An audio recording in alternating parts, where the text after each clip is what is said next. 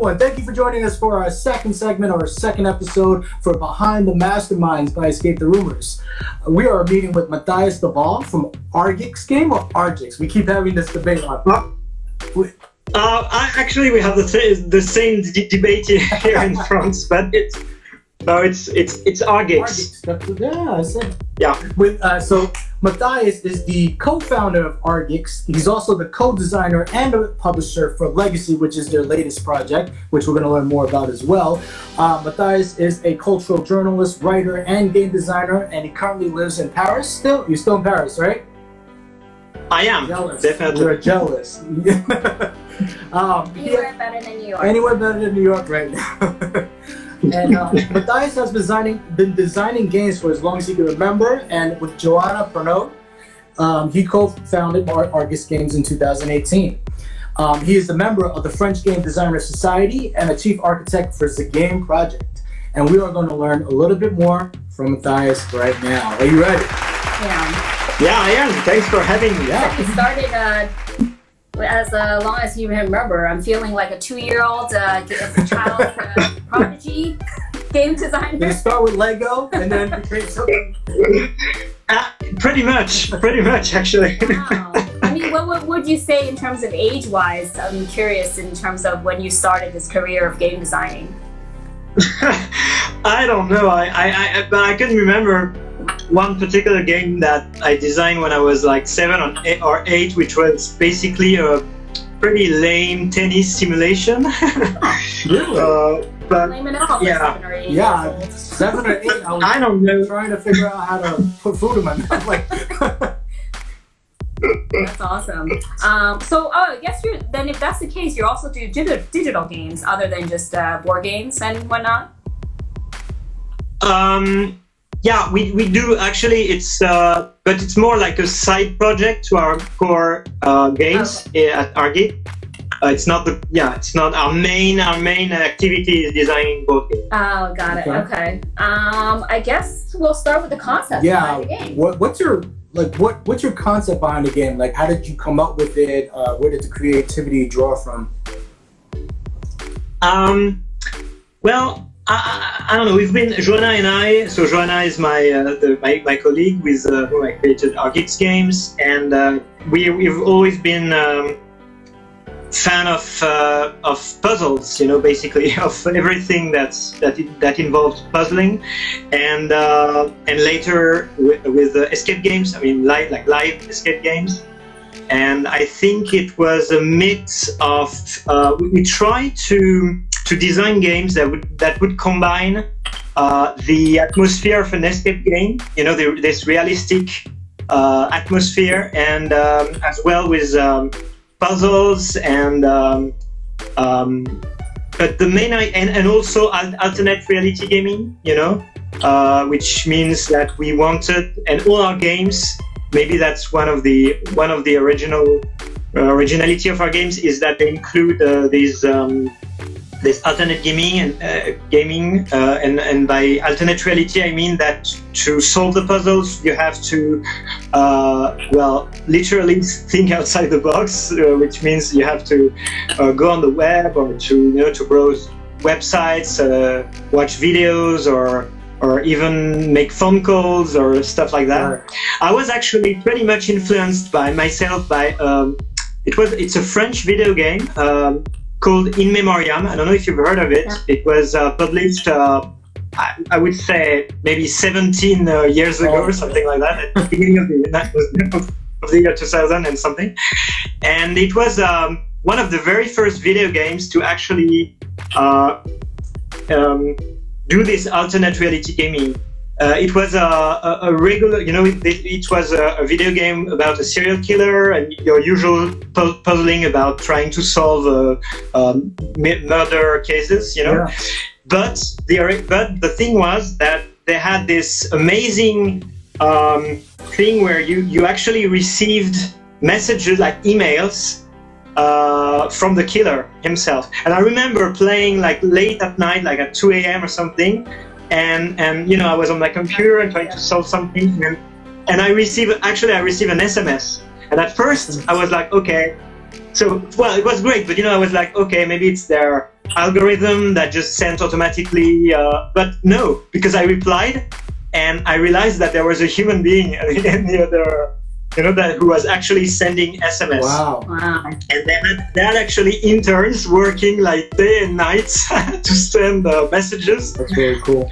To all the players. That was maybe the very first, I would say, influence to our for our games. Wow, yeah, because that's the case, then there's a lot of does get another step into the immersiveness because you're. Yeah, I'm not saying that we're doing this because it involves a lot of, obviously it's a lot of I'm assuming that you're a huge fan of escape rooms in general, like actual locations going. Okay, I am. Cool. Yeah. I am. Yeah. I mean, I love these little like intricate things that you add into the game. Like we see the little anchor thing, the shovel thing, and then the 3D glasses. So these make us feel like we were searching like in an escape room, and we got some clues or objects that we can use in the game itself, which is really cool. Yeah. And the concept of having to not be at a location but still immerse yourself. Like this game was like located in, I guess the storyline is in Marseille, France. So your game also has music that kind of collaborates with the gameplay and the app thing. So then I feel like we're kind of immersed and we feel that we're not at home right now. We're sort of, travel to that story building, and it feels like virtual. more immersive, than just a regular game. Yeah. So, I mean, I guess that's the concept behind it, right? Well, it's definitely the concept is really to get as immersive as possible. And that's the tricky part because, we realized after we released 2 years ago our very first escape box, let's call them that way, which was Apocalypse.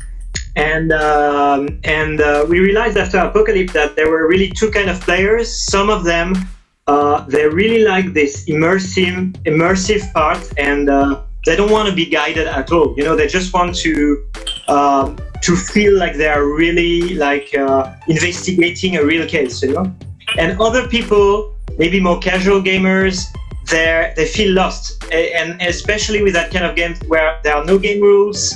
You just, you open, you saw it, you just open the box and you have a bunch of, items, documents, objects, and there is some kind of instruction letters that more or less tells you what to do at the beginning, but there are no, other than that, there are no game rules. So some players feel a bit lost, and we have to, we are trying to find, a balance between a more hardcore game for hardcore gamer and something a little bit more guided. Yeah. So it's a bit tricky, and it's very hard to please everyone. Yeah. So this one felt like a little bit like a treasure hunt as well. Yeah, and I mean I'm a huge fan of anything that's beach related. So adding the fact that we're on an island and you have, well, I don't want to give away too much, but it's very, very island themed.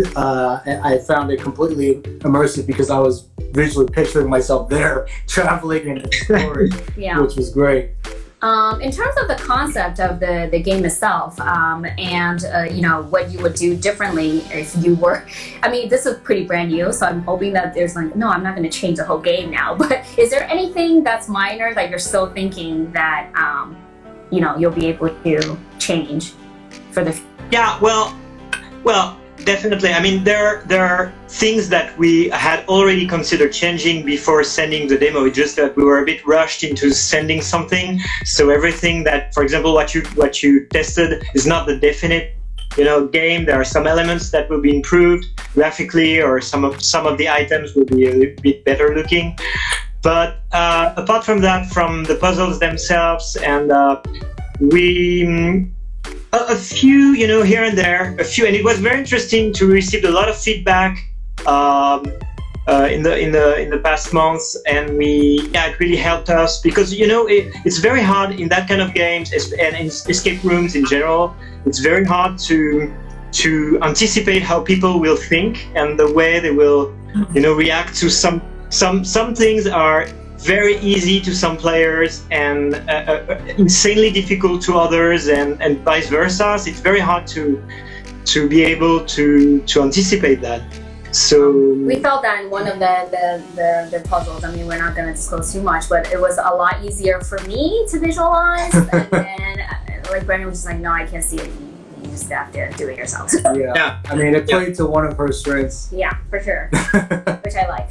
well, that's why it's always better to be together, a team, and not play, by yourself, even if you can, obviously. But I think it's way better. And usually myself, I'm usually playing with one or two other friends, when I play that kind of games. I think 2 or 3 is a good number.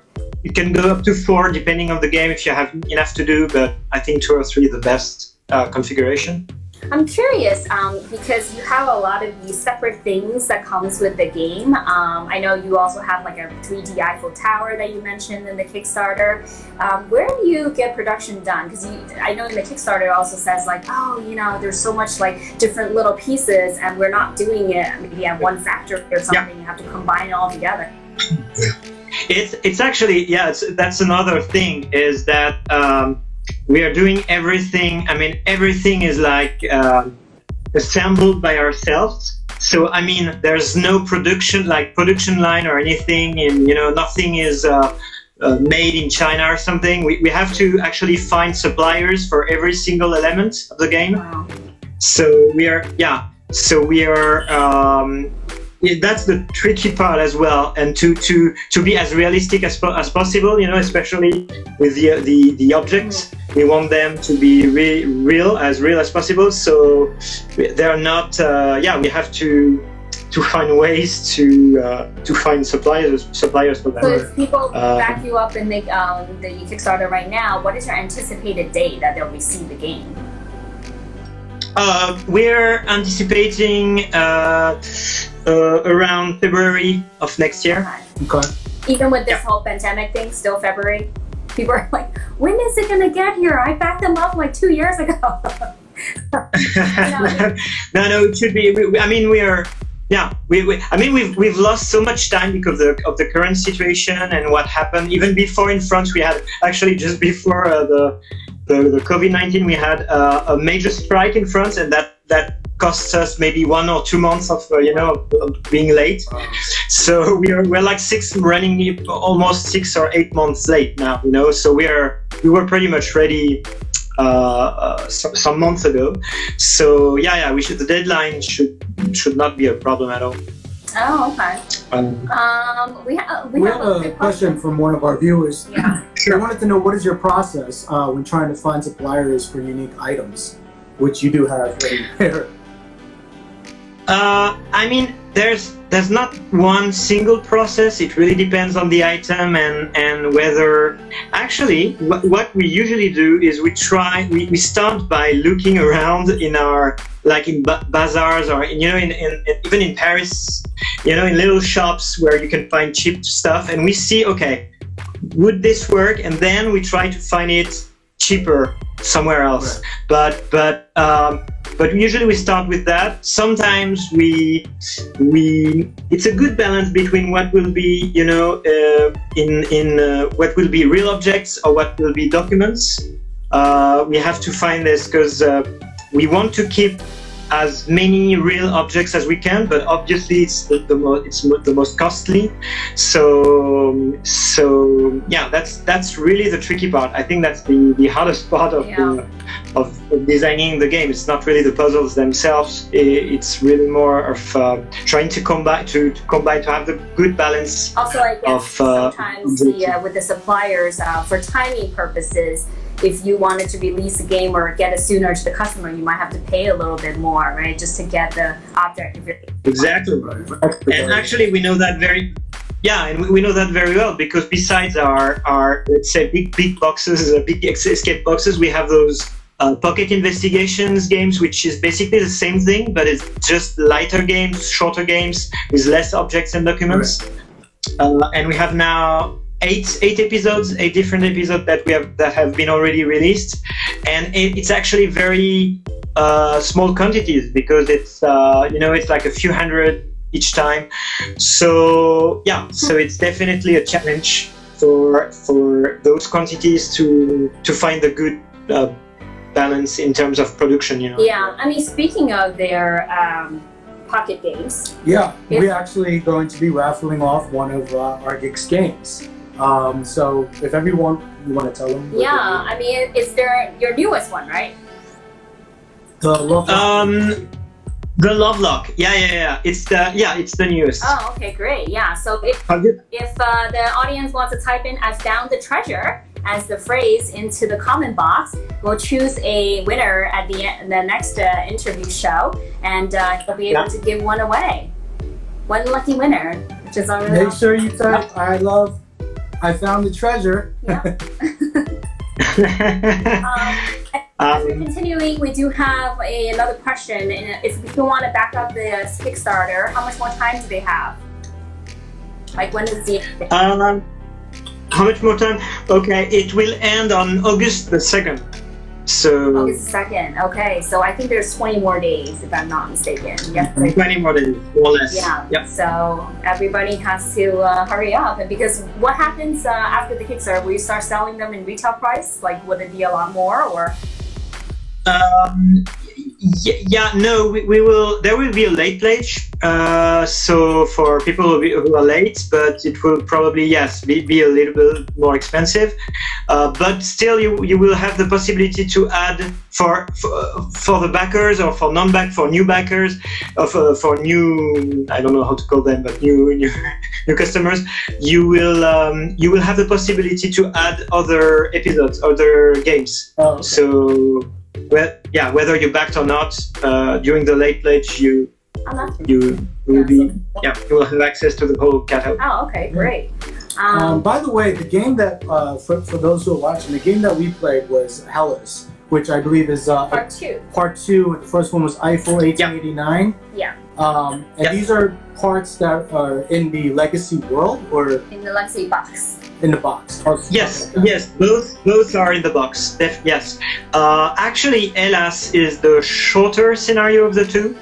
Eiffel is definitely longer. There are more objects, and it comes first in terms. I know it's a bit weird that you tried the second part, but it was the only way we could do it actually for numerous reasons.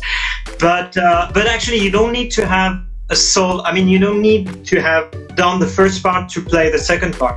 So they're really independent scenarios, you know? It's the same backstory, but the playing and the puzzles are completely different. Yeah, because I realized when we did the part 2, and then I asked Oscar, and he was telling me that the stories are connected, but you still would have 2 parts, which makes the entire puzzle around 3 to 5 hours to play, the puzzle box. Exactly.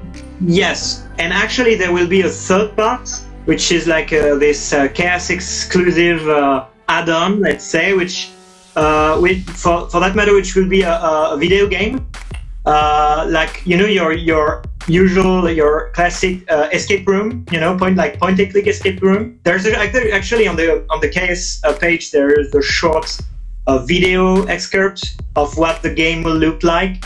It's a work in progress, but the interesting thing is that it will be the direct continuation of the story. So after you've finished the 2 scenarios, you have this little, let's say, final sequence, which will be a video game, but depending on the stretch goals, we will add 1 or 2 or several real objects that will be used in this video game. Oh, wow. So you will have this mix of of using a real thing with your game. That's really cool. Okay, so anybody who backed Kickstarter will get that final. Yes. Okay, got it. Oh, that's really awesome. Yeah. And what about the time that it took for you to come up with the game and the concept until production? How long did that take? It's hard to tell because I would say that we had the first idea of this scenario about 2 years ago, but we didn't really start working on it until, I don't know, let's say a few months later, so maybe 1 year and a half. And we started, but it was a slow process because we were designing other games at the same time, so it was like a parallel thing that we were doing. So I would say maybe 1 year, maybe 1 year of really, of designing, finding supplies, having a better idea of how much it would cost, and trying to refine every puzzle and do the first tests and design the prototype and And is Yes. Joanne is the one that does most of the art projects on here, right? Like all the artwork is by her, or okay? And you're the yes, we do. I mean, I do some graphic work as well, but she does most of them. And we try to share. I do. Yeah, I don't know. We share a lot of tasks actually, but yeah. Is the whole team just you two, or is there more? Yeah, it's just us two, and we have some from time to time. We have some backup. Like we have Oscar now who's doing an internship. Here is a great guy from a video game school, and so he is really helping with, especially with the social networks and all. Right. So yeah. Oh, okay. So since you're the publisher as well, you're keeping this on like the entire thing kind of internal, right? Yes, we are, and yes, it's what's interesting and what's really challenging at the same time, because obviously you have to deal, and that's, I mean, for people who don't do this, I mean, do the whole process, maybe they don't realize that, unfortunately, if you want to be in this business, you will spend maybe 10% doing what you like, which is designing puzzles, basically, and 90% of your time will be spent in logistics and financial stuff and commercial marketing, things that are not really your core interest, but Right. yeah, that's the way it is. Yeah. So if you had the budget and you had the manpower, what would be like the ultimate game that you would want to create? Like, what is your ideal masterpiece? I don't know. I would go. Well, I was telling you at the beginning about this video game in memory. Right. I would probably do something like that, but with an escape box as well. I mean, like mixing something that would go much further in all directions, in all terms of alternate reality gaming. He's gonna have the and something live serial killer contract. Yeah, well, actually, you were mentioning the project that I'm a game architect for something called The Game, which is actually, it's totally inspired. I don't know if you've seen this movie with Michael Douglas called The Game. Yeah, we've seen it, right?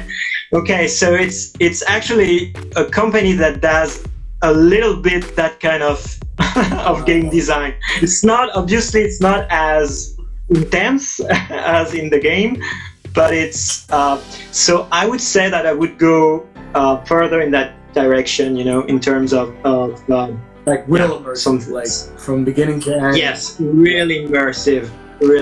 Because I mean, I love escape games. I love real escape games. But they're they're like little drops of escapism. You know what I mean? Little spaces where you evade from reality. But I would really love to mix that much more with the real life.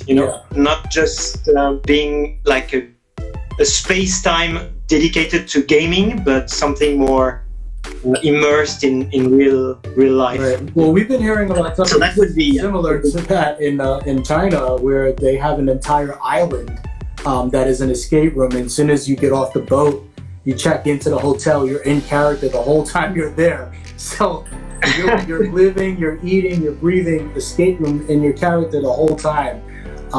Yeah, so, I mean this that's kind of felt like immersive. the fact that we kind of checked into the location in Marseille, France, and we started our journey from there. And we had one viewer that actually said like, "Oh my God, I haven't seen real photographs in a while to be touching like an actual picture is so awesome." And also just it kind of takes us to the researching of like a trip or what to look for in the brochure, and I think that kind of like lets us feel like, we're actually, it reminds us of us traveling and just looking, and and I think that was Yeah, that took us away. Since we love to travel, it's a big thing in our lives, and for now, because we can't get away anywhere, the virtual Googling is what we can do. Yeah, On the side. Google Maps. We're doing street views to see other places and taking us there. Yeah, so I was wondering, like, any kind of fun stories to tell when you're creating the story, like with a partner, whatever feels nice, maybe some crazy ideas came out. I don't know, maybe a couple of things. Well, for Apocalypse, what was fun, well, at the same time fun and not fun at all, was that we had to do the blood. Have you played Apocalypse or no? No, we haven't played it. Okay. So it's about a serial killer, basically, and it's really immersive in terms of, well, you receive this box sent by a serial killer, and inside, you know, as you can imagine, it's a bit bloody and all. And actually, the blood, well, it's not real blood, but it's very realistic. And we put it ourselves. I mean, with our fingers. For every box, we had to customize ourselves. You know, with the fake blood. So those are real fingerprints? Yeah. Look at my fingerprints. Don't run it. So that was you know, pretty interesting to do. Are those the types that, you know, will stick onto your finger for a while, like you can't wash them? Oh, yeah. Okay. Yeah. We had bloody fingers. We have a story too in an escape room. What town was that? Norway? Bergen? Yeah, Norway. And he was using fake blood in one of the rooms, and he was like, "Oh, here's some gloves for you to touch it." He actually provided gloves in the escape room. I was like, "You don't want to use your hands because it's going to be on your hand for like a whole few days." So, you're supposed to get something. Oh gosh, that was very interesting because we were like, really? You provided us gloves? That's so thoughtful. Like, why would serial killer provide us gloves to touch the blood? But sure. I love the concepts of these serial killer games because I'm a huge fan of like CSI and like criminal investigation. Well, I'm sure you would like Apocalypse. Oh my god! Yeah, because you like it's not actually it's out of stock now at the moment. So, but we had a lot of requests to reprint it. So we'll see. But it was totally handcrafted. It's very hard to, you know, reprint it. So we have to think of a new process if we want to. What if you had like an Apocalypse 2.0 and just have it more, I guess, streamlined, where it could be on production or something? Yeah. Yeah. I'm always wondering, like, how does that work in terms? Do you limit yourself to the production quantity because you wanted to make the game more exclusive for players, or is it more really on a budget issue? For Apocalypse, it was our first game, so it was really, you know, we didn't expect much, and we didn't want to, you know, exceed our, I don't know, just a few. We did a bit more than 500, 600 boxes, and you know that was good enough for first run. And then now for Legacy, we're expecting to more. So it's a different process, definitely. But we're not losing this kind of handmade, you know, process. We don't want to lose it totally. Yeah. Because it's also the originality of our games. I mean, I play a lot of games. Yes, and I mean, I always prefer when there is some, you know, when you have this kind of feeling, when it feels more customized. Like every box is different. You know? Yeah. It's more personal. It's more personal, actually. And even in Apocalypse, we had you had the option to customize actually the letter. So if you want to offer the box to a friend, for example, we wrote like manually. We wrote the name on one of the game elements. So yeah. That's very cool. Yeah, we've actually had game developers that tell us that, you know, when you customize a game to the player, it actually makes it also more immersive in that sense because they feel like they're part of it. Yeah. Exactly. And then in terms of the languages that you're offering, it's just going to be in French and English, right? French and English, yes. Okay, so those two options. And the Kickstarter project, when you usually start one, did you start the Kickstarter project for the previous ones, or was this your? Yes, yes, we did. So all your projects are pretty much on Kickstarter to start with. Well, it's just the second one, but yes, for now. Although I don't know. We'll see about the third one. Well, if there is a third one, but yes, for now it's the easier option. Yeah. What is the benefit of doing it on Kickstarter and the disadvantage of having it? I mean, for a game developer, like, would you recommend them doing it on Kickstarter or not? It really depends on the project, really. I mean, crowdfunding in general. I mean, it's a great principle. I love, but I think in terms of I think it's a great principle when you are an independent publisher, or a game author, and you want to find the money to fund your game. But more and more big players, I mean big publishers, do that. They've been doing that for years now. And I think it's a weird trend, because it should be the publisher that takes the risk to publish something, and not the buyers, not the customers. Right. But for people like us, obviously it's a good choice. Yeah, because if you're into it, you want to see it come to life. Like, you believe in the product, so. Yeah, exactly. And there's no real other way besides, I don't know, borrowing money from the bank, investing. No, it's I mean, the only thing I also see with like publishers, joining the project is that sometimes maybe they have other ideas. They might want to make it less personal in terms of the cost. Sure. So they might cut your personal, level to like lower, and then you might lose the originality of the game. Yeah, you'll lose creative control. You won't have as much. Definitely. Yeah, but well, being a game author as well, who does design other games for publishers this time, I know that it's of course in the process you will always lose something. So it's good for once to be able to to control the whole thing, and from A to Z, Right. Yeah, that makes sense. Any new projects that we should know of that's coming up other than the legacy?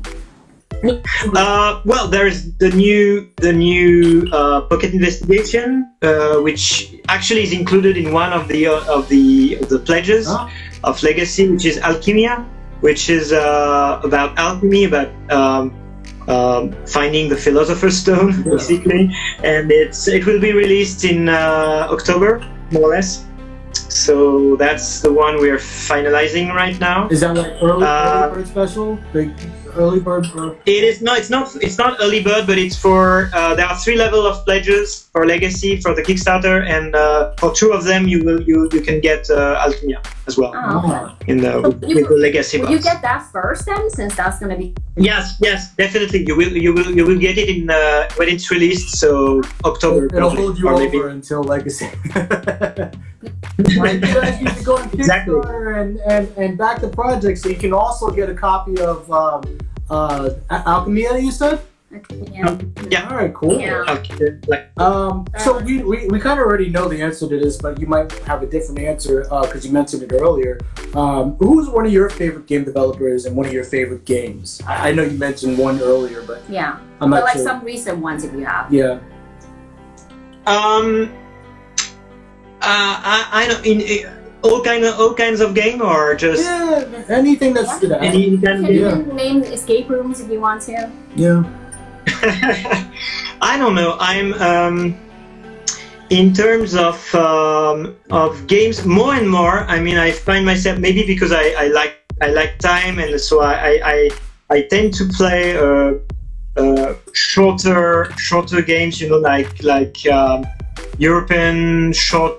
I don't know how you call that kind of game, but not those big strategy game, or like point and click ones, like digital ones online, point and click kind of finishes in like an hour, kind of. No, not really. It can also be like traditional board games, but you like you like board games. I play a lot of board games, but in terms of escape rooms, I feel lately that I have. I'm always trying to find new experiences, and I've done a lot of them, and at some point I had the feeling that it was always the same stuff repeating again and again, you know. So when there is something a bit original, it's always interesting to see. Have you tried any of the remote experiences that's happening around the world right now with different? I haven't done for a while, but for example, in New York was one of the first time I did an escape room with actors, you know, with like people playing characters in the room, which didn't exist in France for. And it's pretty recent that there are very few rooms that does that.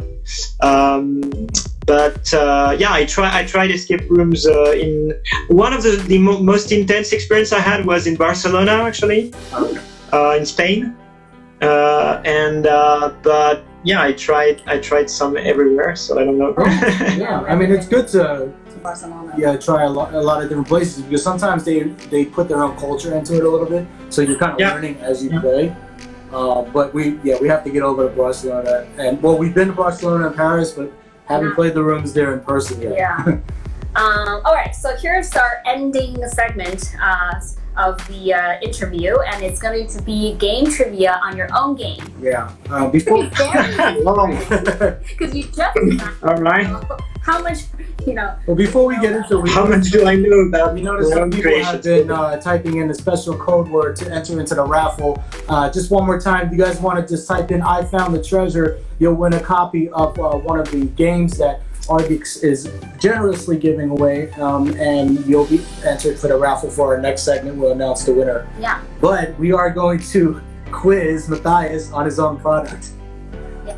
All right. The first question is really easy. How many photos do you have in the game that you're including? So in the second section, right? The second in Hellas, right? We don't know about the other section. That's interesting. Yeah. 5. 5. Nice. Yeah. That's right. All right. We're giving you 5 questions, so you got 1 out of 5. Yeah. All right. What is the date on the letter that Samuel Beaufort mailed to the children? Wow. Okay. How did you design that part? And you can't call Joanna for a lifeline. Okay, I know it's in fall 2019, but what day? If you give us the month, we'll give it to you. You don't have to give us the day. I'm not even sure. I would say. Okay, let's. A random guess. 20th of September. Close. Like a month off. Yeah, just a month off. August 30th. August 30th. Okay. Till this time, because of the pandemic, everything is delayed anyway. Yeah. So. Yeah. And what is the name of the person's travel agency?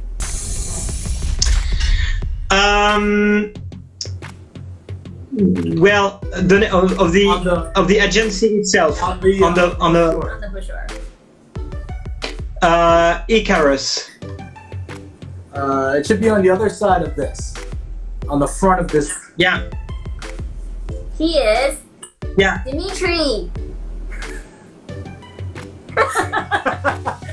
No, because they're okay. No, because they're okay. No, I don't, because I didn't want to spoil something, but it's but yeah, it's Dimitri's travel agency and something and tours and. I don't know. We're not gonna tell them. Yeah, we won't say that. We won't say any of that. It was just the name that we were looking for. Yeah, Dim. How many inside of the brochure? How many restaurants are listed on the map? I would say 3 or 4. More? No, because they are hotel. Are you sure? Just the restaurants. Sure. Just the restaurants. I should have had the game besides.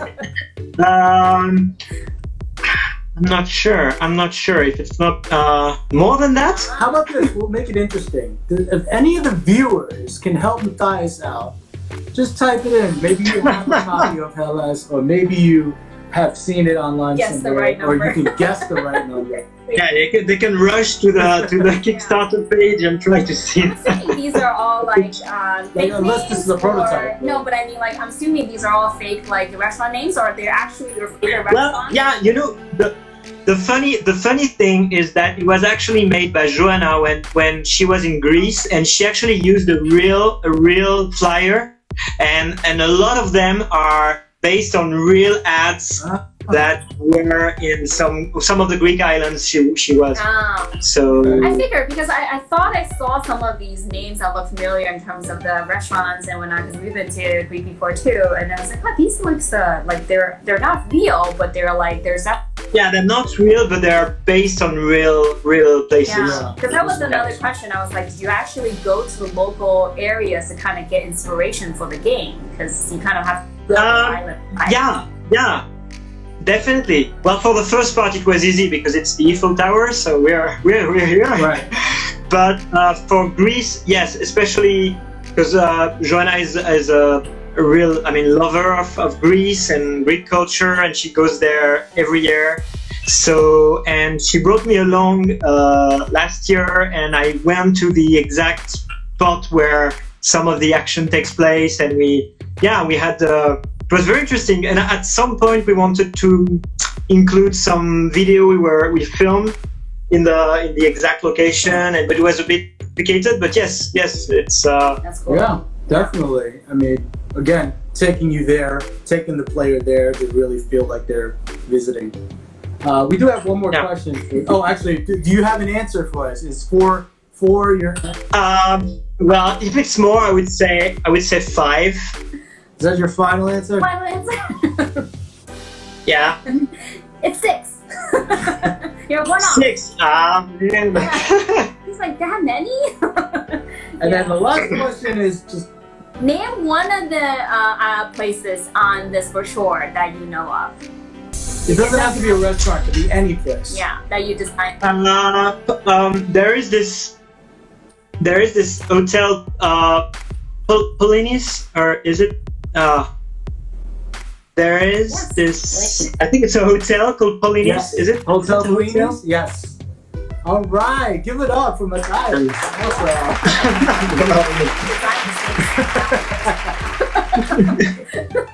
Awesome. Okay, so that was the end of our question segment, and we wanted to see if any of the audience have questions for the game itself, Legacy, because it's on Kickstarter, and perhaps you're thinking about backing it up, but you have questions that you wanted to ask. And obviously, if you can't think of any right now, you can always email us. If you're thinking about backing the project, then we'll give you a response, from the creator himself. Yeah. So Legacy is offered on Kickstarter right now, and if you are thinking about purchasing it and you have any questions before backing the project, you have the guy right in front of you to help you answer any questions that you might have. So we're opening this Q&A to anybody if you want to learn more about it. I mean, the thing that attracted my eyes initially from the game was the box itself. Look at, this is really beautiful. It's beautiful. It's like the black background with the gold color on it. I'm assuming like the actual game is gonna have the same design, right? Like the game box. Yeah. Black box. Yes. Okay. It feels like there's like a lot of money in it. That's the feel that I get from like gold and black. Yeah. We wanted something very, very minimalistic, pure, like a very, the aesthetics of the box was very important to us. So it was the same with Apocalypse, actually, which was a black box with a white A, the first letter of the first name of the name of the killer on the box. So it's the same principle, but yeah. Interesting. Man, I'm almost curious to how this. Yeah, Apocalypse, it reminds me of, well, I haven't played it, but it reminds me of Zodiac Killer or something like that, where they're taunting the detectives on trying to solve his... Exactly. Yes. And then just one final thing, do you usually put like Easter eggs or any kind of hidden puzzles within your boxes where you don't really tell the players, but they might recognize something when they're playing the game? You mean like what, like Easter eggs or what? Like things that you wouldn't say, but then we also wouldn't know if you don't mention it. it happens in some of the past games. It's not always the case, but sometimes there are some little hidden things. It's not necessarily puzzles, but it might be a little bit like Easter eggs, you know, like little things you can find or not, but we have to see. Yeah, we're gonna have to play the game again. Yeah, it's like looking to find these things. Thank you so much for joining us from Paris, France today. Well, thank you very much for having me. Yeah, for sure. And everyone else, the final date for backing up the project is August 2nd. So definitely go on to Kickstarter and support them, and hopefully they'll make their legacy a legacy. Yeah, absolutely. Thank you for joining us and tuning in to our second segment for Behind the Masterminds, where we get to speak with people like Matthias who have the creativity, the drive, the passion for their products that they put out. And we're just here to help tell that story because we find it amazing. And we want to relay that over to you guys. If you missed the beginning of the project and then came in later, make sure you can check into our Facebook, but also YouTube to watch the entire program. Or on our IGTV. Our IGTV, yeah, exactly. Yeah. Thank you so much. Thank you so much, Matthias. Thank you very much, guys. Yeah, Take care. See you soon, hopefully in Paris. Bye, guys. If you need to, don't hesitate to ask for help. For hints and clues for you to think it through. Leaderboard or not is whether you win or lose. 3 hints left for me to choose. 2 hints left for me to use. 1 hint left for me to move. Time is running out, gotta figure something out. 3 hints